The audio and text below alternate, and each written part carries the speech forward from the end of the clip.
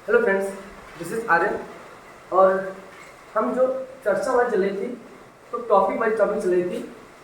और हम जो है हमने कल बात की थी सविनय अवज्ञा आंदोलन। तो अगर सविनय अवज्ञा आंदोलन की बात करते हैं तो सविनय अवज्ञा आंदोलन 12 मार्च 1930 ईस्वी को जो है शुरू हुआ था। सविनय अवज्ञा आंदोलन की शुरुआत जब होती है तो सबसे पहले क्या होता है कि गांधी जी एक पद यात्रा निकालते हैं, एक यात्रा निकालते हैं।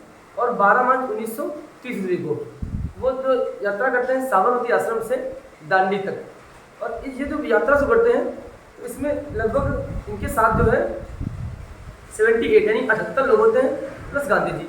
और ये चल देते हैं मतलब यहाँ से और इसके लिए दांडी की तरफ। जब वहाँ दांडी पहुँचते हैं, जब ये यहाँ से चलते हैं तब 78 लोग होते हैं। लेकिन जैसे जैसे ये वहाँ पहुँच जाते हैं तो लाखों लोग जो इनके साथ भीड़ बहुत मतलब विशाल भीड़ होती है। और वहीं पर सबसे पहले क्या करते हैं, नमक कानून तोड़ते हैं। नमक कानून तोड़ करके वहीं से जो है घोषणा करते हैं सविनय अवज्ञा आंदोलन की। अब उसके अंदर सविनय अवज्ञा आंदोलन पूरे देश में जो है चलता है, पूरे देश में। और जैसे गांधी जी जब नेतृत्व करते हैं, गांधी जी के बाद सैयद अब्बास और उसके बाद सोनी नायडू भी नेतृत्व करते हैं, यानी पश्चिम भाग में जो है आगा खान नेतृत्व करते हैं। इसके बारे में हमने पूरा अच्छे से बता दिया था। अगली बात करते हैं, कल उसके बाद मैंने बात की थी गोलमेज सम्मेलन पर। जो गोलमेज सम्मेलन में बात हुई थी उसमें हमने बताया था कि 3 गोलमेज सम्मेलन हुए थे। गोलमेज सम्मेलन हुए कहाँ थे? लंदन में हुए थे।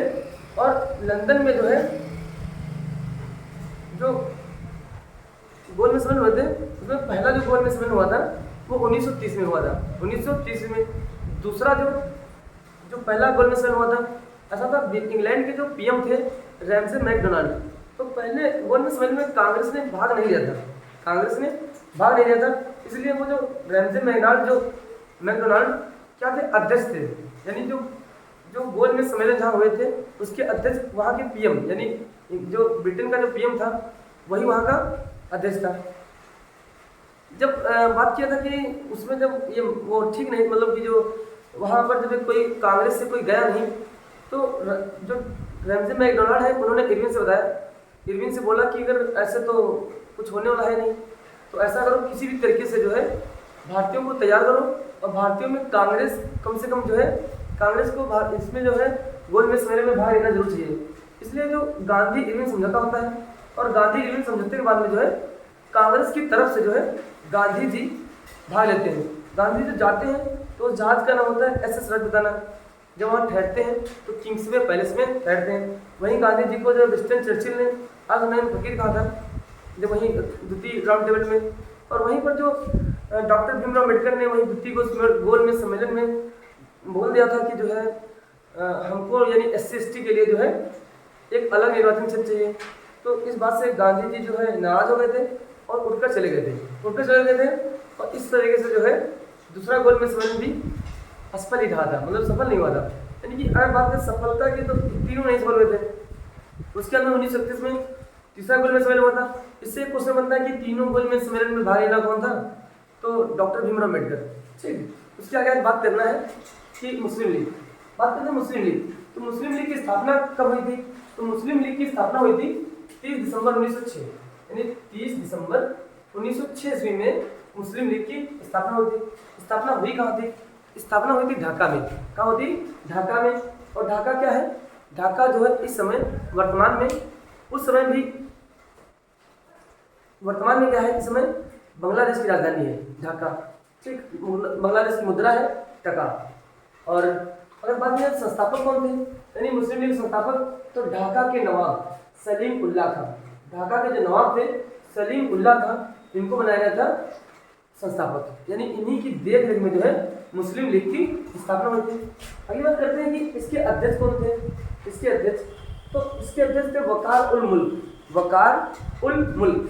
अगली बात करते हैं मुस्लिम लीग। अच्छा देखो, स्थापना कब हुई थी? स्थापना 30 दिसंबर 1906, स्थान ढाका, संस्थापक ढाका के नवाब कौन थे? सलीम उल्लाह खान। अध्यक्ष कौन था? वकार उल मुल्क। अगर बात करते हैं मुस्लिम लीग के अधिवेशन, तो कुछ अधिवेशन याद रखना है। जैसे कि 1906 पहला अधिवेशन हुआ था कहाँ? ढाका में हुआ था। और 1907 का अधिवेशन कहाँ हुआ था? कराची में। 1906 का अधिवेशन ढाका में हुआ था 1907 का अधिवेशन, कराची में हुआ था, और 1908 का अधिवेशन हुआ था अमृतसर में हुआ था, और इसके अध्यक्ष थे आगा खान। इसको ट्रिपल ए बोलते हैं, ट्रिपल ए। एक ए का मतलब 8, और दूसरे ए का मतलब है अमृतसर 8, दूसरे का अमृतसर, और तीसरे का आगा खान, यानी 8 अमृतसर और आगा खान। इसको याद कर सकते हो। 1908 का कहाँ हुआ था? अमृतसर में, और इसके अध्यक्ष थे आगा खान। याद हो जाएगा हमसे। अगली बात करते हैं कि जो है 1908 में जो कहाँ हुआ था? अमृतसर में, और इसके अध्यक्ष थे आगा खान। अगली बात है कि 1909 में एक सुधार आयोग आया था जिसका नाम है मार्ले-मिंटो सुधार अधिनियम। मार्ले-मिंटो सुधार अधिनियम इसी ने किया था।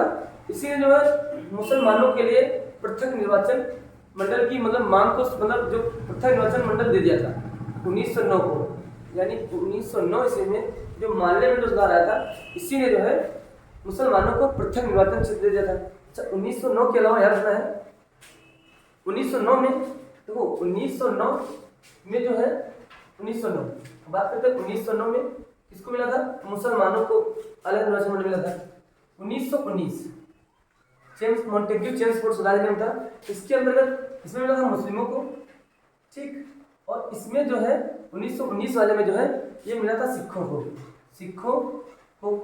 और 1932 ये मिला था एससी और एसटी, यानी दो मुस्लिमों को, सबसे पहले मुस्लिमों को अलग किया कब? 1909 के अधिवेशन में, या 1909 का जो मार्ले-मिंटो सुधार आया था उसके अंदर जो है 1919 में सिखों को अलग से निर्वाचन क्षेत्र दे दिया गया 1919 में, और 1932 में एससी एसटी के लिए जो डॉक्टर भीमराव अम्बेडकर ने जो मांग की थी इसकी 1932 वाले कांग्रेस उसके अधिवेशन में द्वितीय गोलमेज सम्मेलन में उस मांग को भी जो है स्वीकार कर लिया गया था। बात करते हैं अगली कि जो है उसके बाद क्या हुआ? 1909 में जब स्वीकार कर लिया था, जो निर्वाचन मंडल मिल गया, तो वहीं से जो है कांग्रेस और मुस्लिम लीग के बीच बहुत ज़्यादा दरार बन गई थी। और ये और 1907 में जो है सूरत अधिवेशन में जो है जो 1907 का जो कांग्रेस का सूरत अधिवेशन हुआ था, उस सूरत अधिवेशन में भी क्या हुआ था? जो कांग्रेस थी वो दो भागों में बट गई थी, एक गरम दल और नरम दल में मुस्लिम लीग बट गई थी। लेकिन बात ये थी कि जो गरम दल के नेता थे, गरम दल के, वो जैसे ही वो अलग हुए वैसे वैसे उनको बहुत सारी परेशानियों का सामना करना पड़ा, और 1915 यानी 14 आते तक 1914 तक ये बहुत परेशान हो गए थे और सोच रहे थे किसी न किसी तरीके से जो है दोनों दलों को आपस में मिला दिया जाए।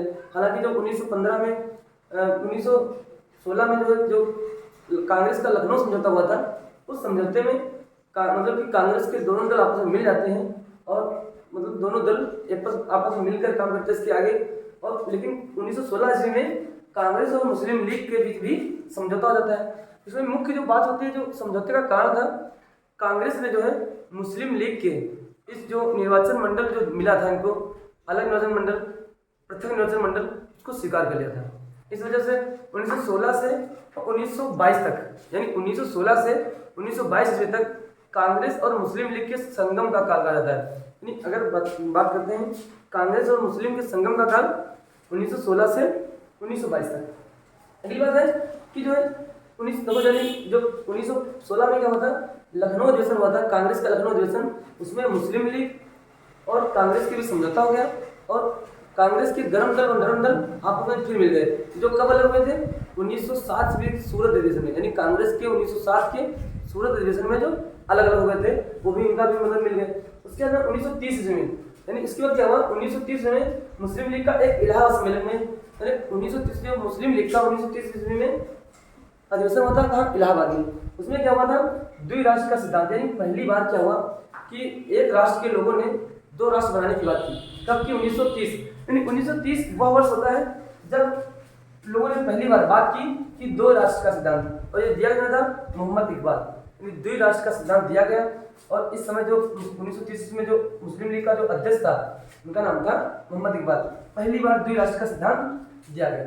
आगे बात करते हैं, यानी 1930 में मुस्लिम लीग के इलाहाबाद सम्मेलन में पहली बार ऐसा हुआ कि भारत के 2 टुकड़े बनाने की बात की गई, यानी कि द्विराष्ट्र का सिद्धांत दिया गया। और उस समय जो मुस्लिम लीग के अध्यक्ष थे उनका नाम था मोहम्मद इकबाल। अगली बात करते हैं जो कैम्ब्रिज विश्वविद्यालय, ये कैम्ब्रिज विश्वविद्यालय लंदन में है। कैम्ब्रिज विश्वविद्यालय के छात्र चौधरी रहमत अली, यानी कैम्ब्रिज विश्वविद्यालय के छात्र चौधरी रहमत अली एवं उनके साथियों ने पाकिस्तान शब्द दिया था। यानी कौन शब्द दिया था? पाकिस्तान। यानी पाकिस्तान शब्द दिया था, पाकिस्तान शब्द दिया था, पाकिस्तान दिया था। यानी पाकिस्तान में वो क्या था? पी का मतलब पंजाब, ए का मतलब अफगानिस्तान, किस यानी के आई का मतलब होता है कश्मीर, एस का मतलब सिंध और तान का बलूचिस्तान। यानी कौन कौन से इसमें थे? यानी बात करते हैं, यानी देखो पाकिस्तान, तो पाकिस्तान में कौन कौन सा था? यानी पहले तो पंजाब,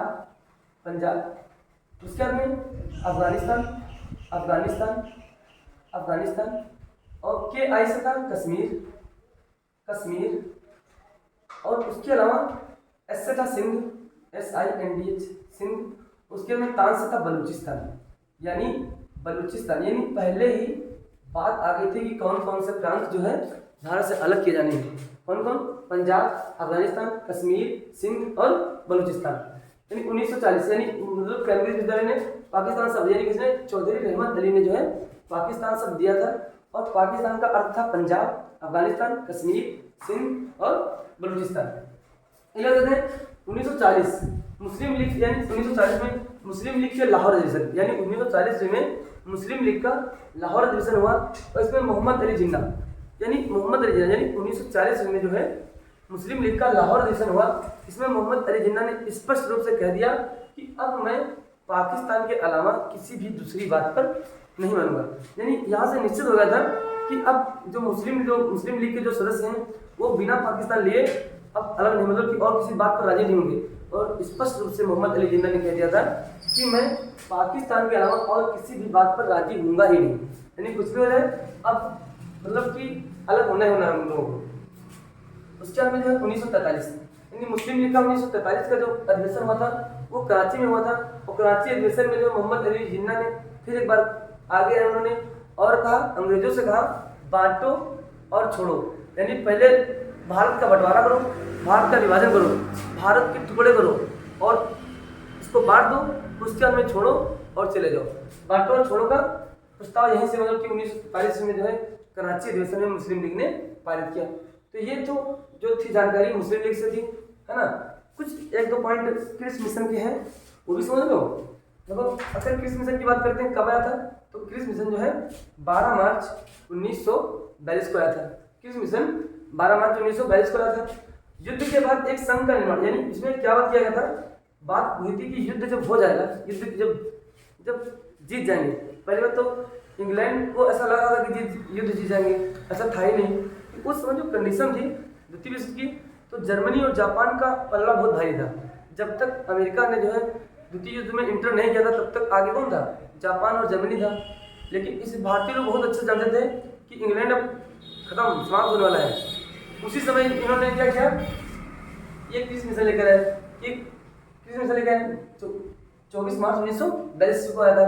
इसने बताया गया था, अंग्रेजों ने बताया था युद्ध के बाद एक संघ का निर्माण की बात की और बताया कि इसमें ये जो सदस्य हैं, ये जो सदस्य राष्ट्रमंडल के सदस्य होंगे और वो अगर जब चाहें तो राष्ट्रमंडल की सदस्यता त्याग सकते हैं। इसके अलावा क्या हुआ था, युद्ध के बाद एक संविधान निर्माती सभा का गठन की बात की थी कि जब युद्ध हो जाएगा उसके अलावा क्या होगा कि निर्माण मतलब जो है एक संविधान निर्माती सभा का गठन किया जाएगा।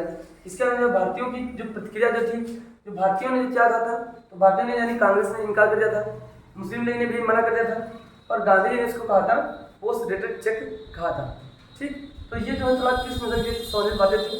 ये जो है मुस्लिम लीग और क्रिस मिशन जो आने वाला जो एग्जाम है, जैसे कि पेड है या यूपी पुलिस की बहुत जल्दी ही वैकेंसी आने वाली, या जितने जो भी वनडे एग्जाम है वहाँ से जितने भी इंपॉर्टेंट फैक्ट हैं वो सब तुम्हारे सामने है।